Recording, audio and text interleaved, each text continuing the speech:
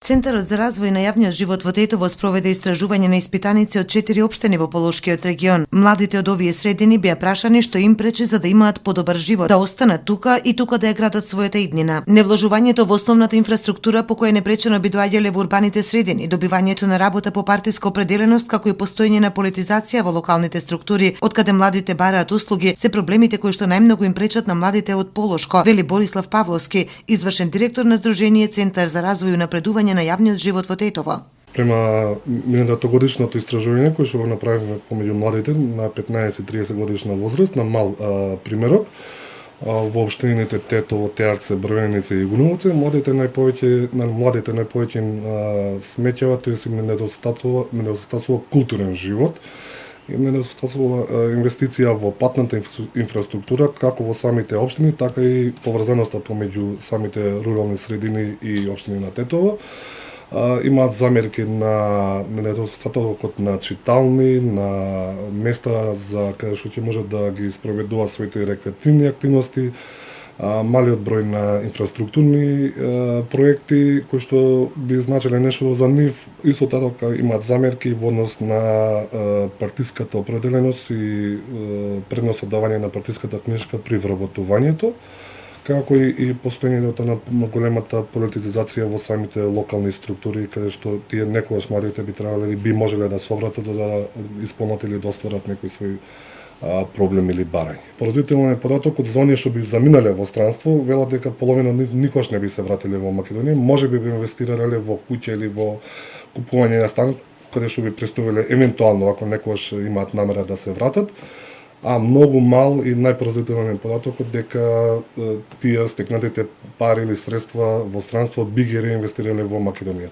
Скоро никој не би го направил тоа и причината зашто тоа не би го направиле е големото влијање на политиката како на локално, така и на републичко ниво. Младите, вели Павловски, проблемот го лоцираат и во образовниот систем на државата, каде се произведува кадар кој на пазарот веќе не му е потребен. Проблемот настанува во образовниот систем. Значи денеска се произведува таков кадар кој што веќе не му е потребен толку на пазарот и денеска немаме толку голема потреба од правници, од економисти или слична таква образовна структура, туку имаме некои други профили, кои профили младите воопшто не ги ни загледуваат, туку не ги ни јесапат кога би сакале утрената преминувајќи од средно или поголемо образование, стекнување на поголемо образование и би започнале да го изучуваат или да се образуваат во таа насока.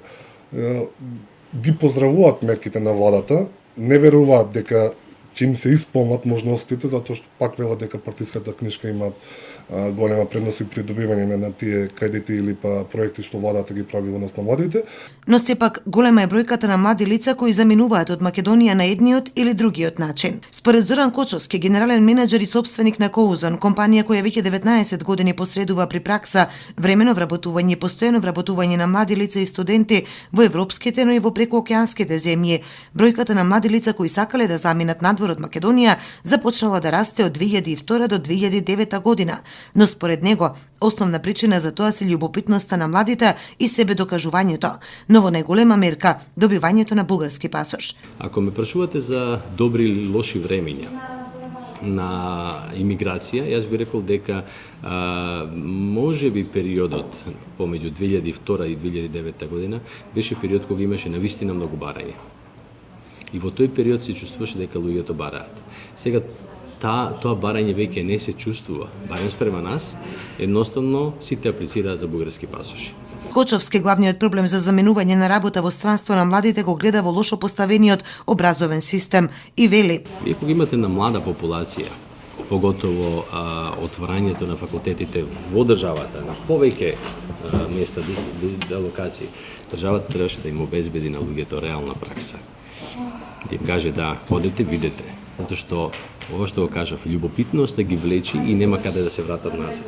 Може да предпоставите дека некој заминал во Германија и после 2 месеци не чини Германија, сите текму се смеат.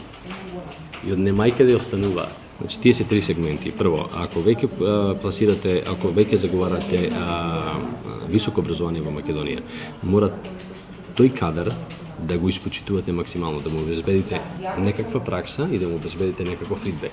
Тоа е првата работа. Втората работа, која според мене се направи грешка во нашата држава, а јас се заговарав уште многу давна,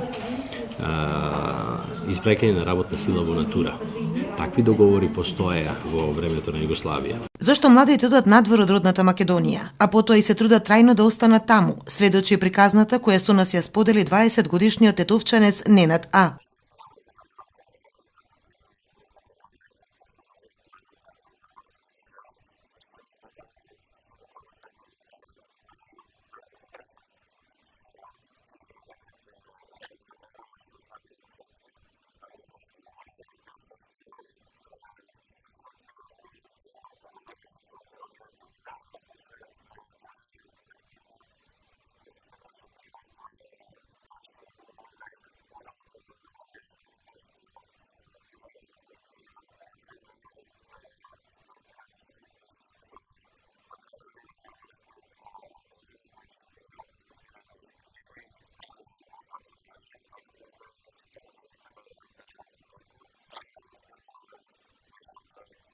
Вели Ненад А од Тетово, кој 2 години поред работи во Соединетите Американски држави. Првите 4 месеци во Мериленд, во Вашингтон, а вторите 4 месеци во Хајанис на Кейп Код, Масачусетс. Државата не се развива еднакво и последните податоци на Државниот завод за статистика покажуваат дека обемот на инвестиции во Полошка е многу мал и тоа не дава можност да се создава нова економска структура или промена во економската структура внатре во регионот, со што населението е незадоволно и бара можност за друго место за живење. Најновите податоци покажуваат дека 57% од инвестициите во основните средства се во Скопје. За да нема разлики и за да не се иселува населението и да се сопре миграцијата, потребно е рамномерно распределување на инвестициите низ цела држава, но и поставување на можеби поинаков образовен систем. Досега преземените мерки на владата на Република Македонија и високобуџетните рекламни кампањи за високото образование во државата очигледно не даваат резултати, а посебно не ги спречуваат младите да го бараат своето место под сонцето надвор од родната Македонија. За радио мрежа Канал 77 од Тетово, Снежана Новаковска.